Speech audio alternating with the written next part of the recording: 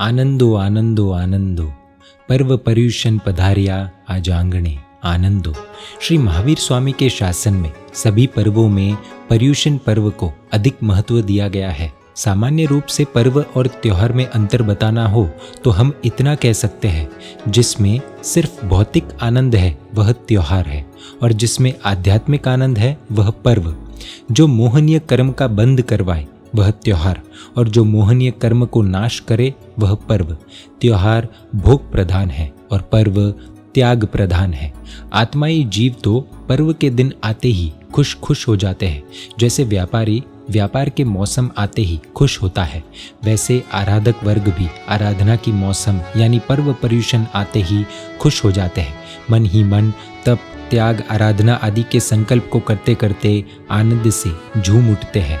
लगभग 350 वर्ष पहले पूज्य श्री पद्म विजय जी महाराज साहिब ने यह अद्भुत स्तवन की रचना की थी। इस स्तवन के माध्यम से पर्युषण की महत्वता और उनके संदेश को जानने का एक छोटा सा प्रयास करते हैं।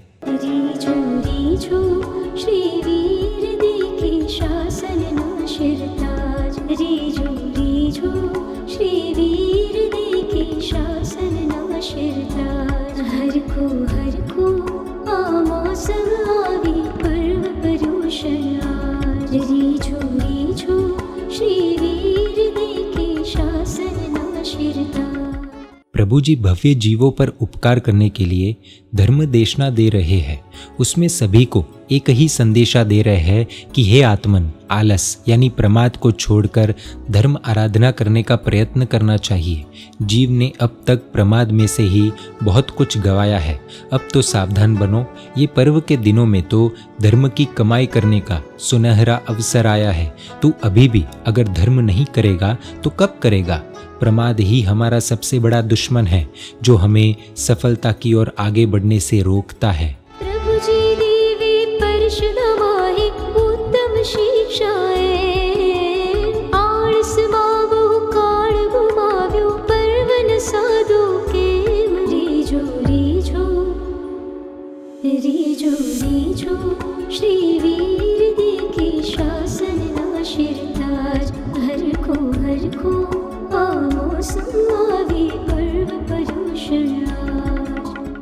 जैसे कोई सोने के छोटे से छोटे टुकड़े को संभाल कर रखता है, अरे उसके कण को भी व्यर्थ नहीं जाने देता है, क्योंकि उसे उसकी कीमत पता है। तो हे आत्मन, तू ही बता, ये मनुष्य भव, उसमें भी जैन धर्म, उसमें भी सुदेव सुगुरु सुधर्म की प्राप्ति, यह सब कितना दुर्लभ है। यह सुनहरा अवसर जो आज प्राप्त हुआ है वह तो सोने से भी ज्यादा कीमती है। तो उसको कैसे एक चित्त बनकर अपनाना होगा। पूरे उल्लास के साथ हमें इस अवसर को मनाना है, अपने आत्मा को पवित्र बनाना है। सोना नो रज कण संभाळे जिम सोनी एक छी, तीथी पण अवसर अधिको करो आत्म पवित्र। रीझो रीझो रीझो रीझो श्री वीर देखे शासन आशीर्वाद हर को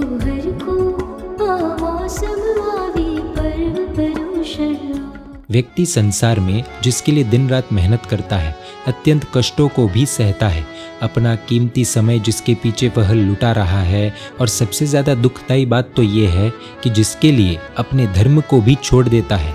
ऐसे कातिल यह संसार सुख है, इससे तू बचकर रहना। बाहर से अत्यंत मनोहर दिखने वाले यह विषय सुख एकदम खतरनाक है। भवो भव बिगड़ने की ताकत उसमें है। सावधान, तू तो धार्मिक परिवार में जन्मा है, उत्तम कुल है तेरा, सद्गुरु का योग हुआ है तुझे, धर्म की सारी अनुकूल सामग्री तेरे पास है। अब तेरे जीवन में ये प्रमाद आदि शोभा नहीं देता। कोई बुद्धू अनुचित प्रवृत्ति करे तो समझ सकते हैं, लेकिन बुद्धिमान व्यक्ति अनुचित प्रवृत्ति करे तो कैसे चलेगा।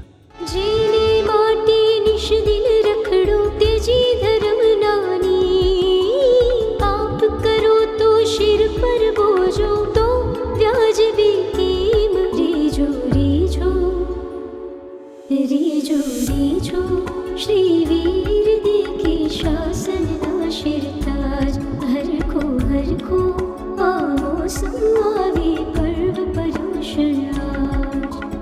हे आत्मन, तू मेहनत कर करके जो धन इकट्ठा कर रहा है ना, वह तो तेरे कुछ काम में आने वाला नहीं है। वह धन तुझे चैन से जीने नहीं देगा। पहले तो धन को कमाने के लिए मेहनत, कमाने के बाद उस धन की रक्षा करने के लिए मेहनत। धन को पाने के लिए तूने क्या कुछ नहीं किया, हर एक पाप का तूने सेवन किया, सिर्फ और सिर्फ धन के लोभ में। लेकिन तू ये भूल गया कि जब यह पापों का फल भुगतने का अवसर आएगा, तब मुझे अकेले को ही सब भुगतना पड़ेगा, दुर्गतियों में भटकना पड़ेगा। पाप करके जो धन जमा किया है, उसे तो लोग पीछे पड़कर भी, झगड़े करके भी किसी भी तरह छीन लेंगे, आपस में बांट कर भुगत लेंगे। मरने के बाद तो एक फूटी कौड़ी भी साथ में आने वाली नहीं है। तो फिर क्यों उसके पीछे इतना पागल बनना? पर भव में तो सिर्फ धर्म ही हमारे साथ आने वाला है। इसीलिए हमें यह शुभ पर्व को पूरे उत्साह के साथ मनाना है।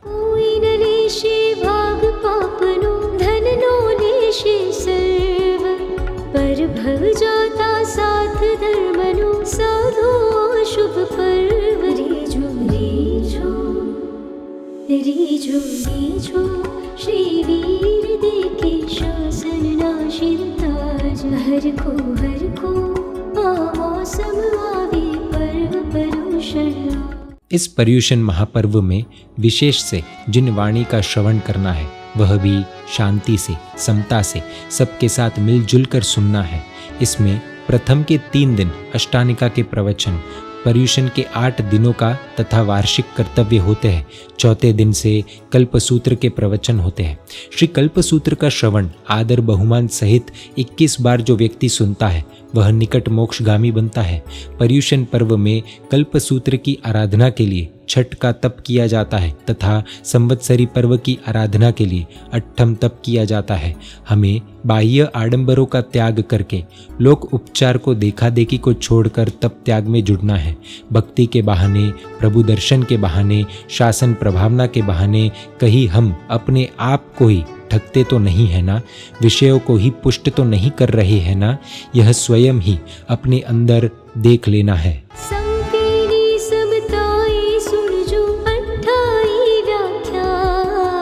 छठ कर जो श्री कल्पसूत्र नु वार्षिक अठम जान रीझो रीझो रीझो रीझो श्री वीर देखे शासन नाशिरताज हर को मौसम आवे पर्व पर्यूषण।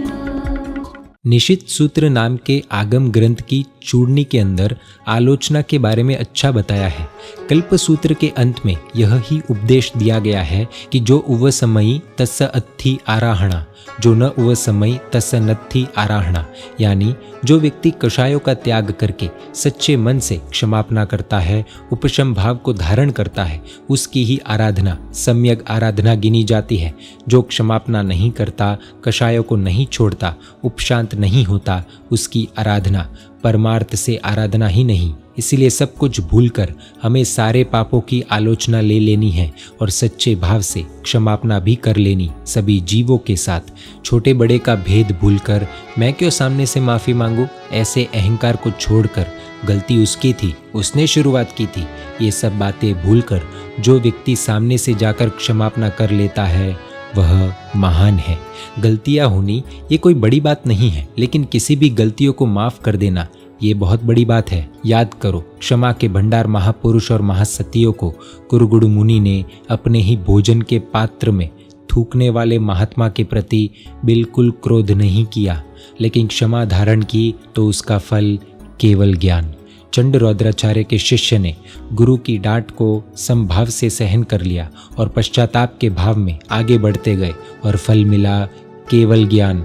मृगावती साध्वी जी अपने गुरुनी आर्या चंदन बालाजी की डांट को समभाव से सुनकर पश्चाताप से उनके चरणों में गिरकर क्षमापना की और उसके फल स्वरूप केवल ज्ञान की प्राप्ति उनको हुई।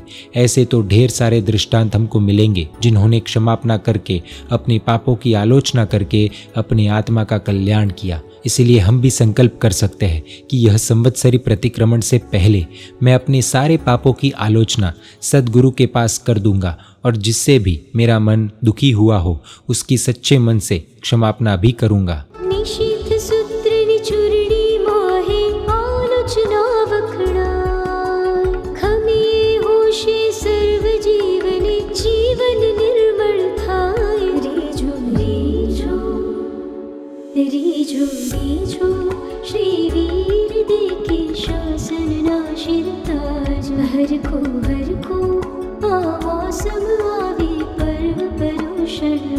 ऐसे पर्वों के दिन में विशेष रूप से प्रभु की पूजा करनी चाहिए। हो सके तो स्वद्रव्य से उत्तम द्रव्यों से अष्ट प्रकार की या विविध प्रकार की पूजा करनी चाहिए।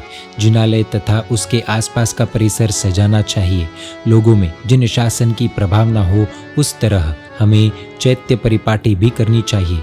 जंगम तीर्थ यानी चलते फिरते तीर्थ यानी पंच महाव्रतधारी साधु साध्वी जी भगवंतों को वंदन करने जाना चाहिए। सुबह और शाम को आवश्यक यानी प्रतिक्रमण अवश्य करना चाहिए। इतना ध्यान में रखने जैसा है कि ऐसे पर्व के दिनों में रात को बाहर घूमना, प्रभु दर्शन के नाम पर विजातीय दर्शन करना, मंदिर और उपाश्रय के बाहर इकट्ठा होकर मौज मजा करना, प्रभु भक्ति रात्रि जागरण के बहाने पूरी रात मजे करना, रात्रि भोजन करना इत्यादि ये महापाप है। भूल से भी ऐसा नहीं करना है। प्रभु की आज्ञा के पालन में ही धर्म है, यह नहीं भूलना है। उपकारी श्री प्रभु ने कीजे पूजा अष्ट प्रकार, चैत्य जुहारी गुरु वंदीजे आवश्यक बेकार। रीझो रीझो रीझो रीझो श्री वीर देखे शासन नाशिरताज। हर को आओ समावे पर्व पर्युषण। जो पर्व दिनों में पौषध करता है उनके कर्मों की निर्जरा होती है। समता रस से आत्मा पवित्र बनती है और धर्म में मंगलों की माला को वह प्राप्त करता है। श्रावकों के कर्तव्य में एक कर्तव्य यह भी है, पव्वेसु पोसह वयम, यानी पर्व के दिनों में श्रावकों को पौषध लेना चाहिए। पौषध यानी ऐसा अनुष्ठान जो आत्मा को पुष्ट करे, जिसमें साधु जीवन का अनुभव हो, आहार आदि संज्ञा का त्याग हो। पर्युषण पर्व में 64 प्रहरी यानी 64 प्रहर के यानी कि 8 दिनों के पौषध करने चाहिए। उतना न कर सके तो अलग अलग दिनों में पौषध करने चाहिए। यह भी अगर न कर सके तो कम से कम इतना तो कर ही सकते हैं कि हमें पौषध के छोटे बड़े भेद को धारण करना चाहिए। पौषध के मुख्य 4 भेद है। पहला, आहार पौषध, आहार का संपूर्ण या देश से त्याग करना तथा जिससे हमारी आहार संज्ञा टूटे, आसक्ति कम हो, ऐसे नियम धारण करने चाहिए। दूसरा, शरीर सत्कार पौषध, स्नान का त्याग करना, शरीर की विभूषा का त्याग करना तथा जिससे शरीर के ऊपर का राग टूटे, ऐसे नियम धारण करने चाहिए। तीसरा, ब्रह्मचर्य पौषध, ब्रह्मचर्य का पालन करना तथा जिससे हमारे अनादि के कुसंस्कार खत्म हो, ऐसे नियम धारण करने चाहिए। चौथा, अव्यापार पौषध, सभी सावध्य यानी पाप व्यापारों का त्याग तथा जिससे हम प्रवृत्तिमय जीवन से निवृत्ति की ओर आगे बढ़े, ऐसे नियम धारण करने चाहिए। इस प्रकार पौषध के मुख्य 4 भेद और एक एक अंदर छोटे छोटे उनके भेद होते हैं। औषध 64 प्रहरी करता जाए कर्म जंजाल। आत्म विजय समतार से जीवे धर्मे मंगलमाल। रीझो रीझो रीझो रीझो श्री वीर देखे शासन नाशिरताज। हर को आओ समावे